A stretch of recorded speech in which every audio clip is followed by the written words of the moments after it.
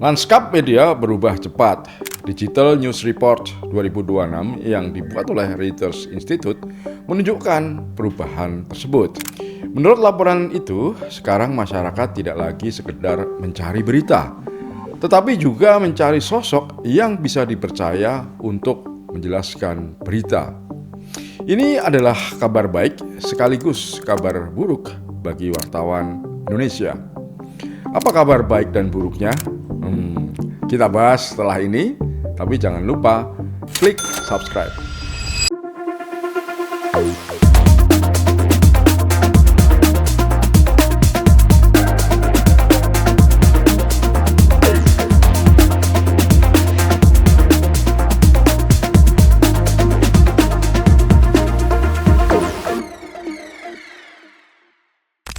Kabar baiknya, keahlian wartawan justru makin dibutuhkan di tengah banjir informasi, rumor, potongan video, opini, dan kemarahan warganet di media sosial.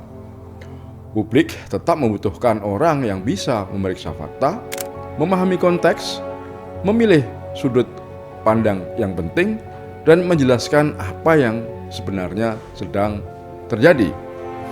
Kabar buruknya, secara lama seperti itu ternyata tidak lagi cukup memadai. Dulu, wartawan bisa berlindung di balik nama besar media tempat dia bekerja.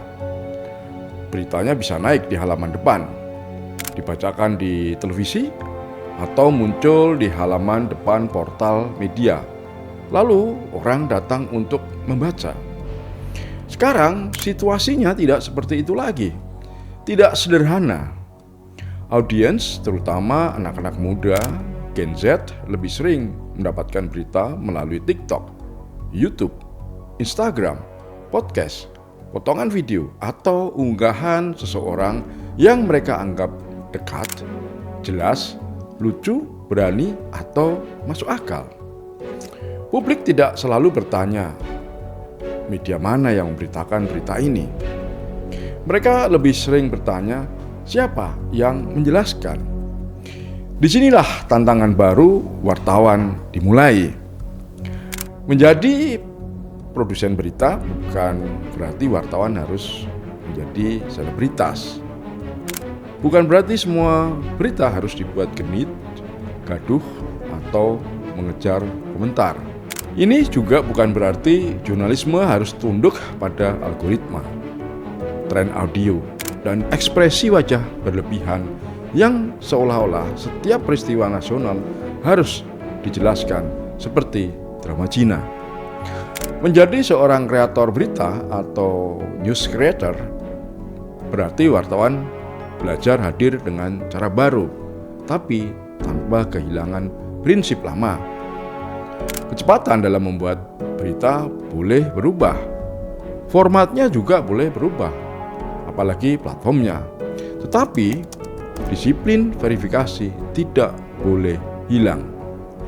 Keberanian bertanya tidak boleh dilemahkan. Jarak kritis terhadap narasumber tidak boleh dijual demi akses, endorsement, atau kedekatan politik. Tentu saja wartawan tetap boleh membangun personal branding, tetapi personal itu tidak boleh lebih besar daripada kebenaran yang sedang ia liput. Disinilah garis pembeda antara wartawan dan seorang kreator konten. Kreator konten atau pembuat berita bisa puas dengan hasil engagement yang dihasilkan oleh beritanya. Tapi wartawan, apalagi yang profesional gitu ya, kan ada wartawan yang tidak profesional, tidak boleh berhenti di sana. Pembuat konten bisa mengejar viral, tapi seorang wartawan yang baik harus bertanya, apakah konten yang viral ini benar-benar penting, adil, dan berguna bagi masyarakat? Masyarakat mungkin menyukai gaya personal. Mereka mungkin lebih betah mendengarkan penjelasan dari wajah yang mereka kenal, yang mereka akarapi, daripada membaca berita panjang dari institusi yang terasa jauh di ujung dunia sana. Maka dari situ wartawan perlu belajar bicara lebih manusiawi.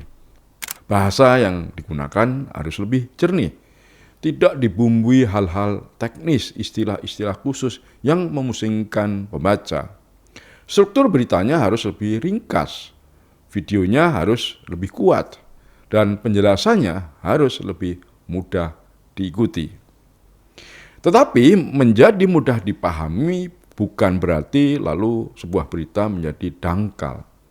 Justru tantangan wartawan hari ini adalah membuat berita yang rumit, persoalan-persoalan yang kompleks menjadi terang tanpa mengkhianati kerumitannya. Wartawan bisa menjelaskan hal-hal yang dekat dengan politik tanpa menjadi pendengung. Bisa mengulas kebijakan tanpa terasa seperti humas. Mengkritik kekuasaan tanpa berubah menjadi aktivis partisan. Mendekati audiens tanpa menjelat selera terburuk mereka. Indonesia membutuhkan wartawan yang mampu bekerja di dua kutub yang berbeda itu sekaligus.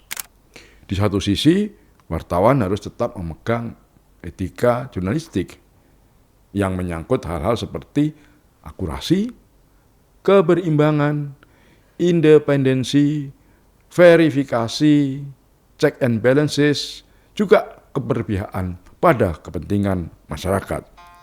Nah, di sisi lain, wartawan itu juga harus mampu memahami bahasa platform.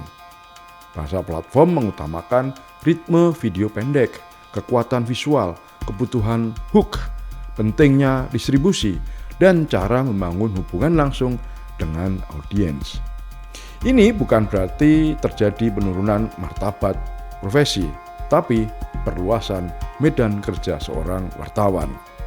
Wartawan yang menolak belajar format baru akan makin jauh dari masyarakat. Tetapi wartawan yang hanya mengejar format baru dan melupakan etika akan kehilangan alasan mengapa ia layak dipercaya. Maka pekerjaan besar wartawan Indonesia hari ini bukan sekedar menjadi kreator. Pekerjaan besarnya adalah menjadi kreator yang tetap wartawan, yang memegang kode etik dan prinsip jurnalistik. Wartawan tersebut bukan hanya cepat, tetapi juga tepat. Bukan hanya menarik, tetapi dapat dipercaya. Bukan hanya dikenal, tetapi berguna. Bukan hanya hadir di layar, tetapi hadir sebagai penjaga akal sehat masyarakat. Masa depan jurnalistik tidak ditentukan oleh apakah wartawan tampil di koran, televisi, portal, podcast, atau TikTok. Masa depan jurnalistik ditentukan oleh satu hal yang jauh lebih mendasar dan esensial, yaitu apakah publik masih menemukan orang yang berani mencari kebenaran, menjelaskannya dengan jujur, dan mempertahankannya ketika kebisingan di ruang digital mencoba mengalahkannya. Pertanyaannya, apakah ada wartawan Indonesia yang mampu menjawab tantangan zaman ini? Tabik.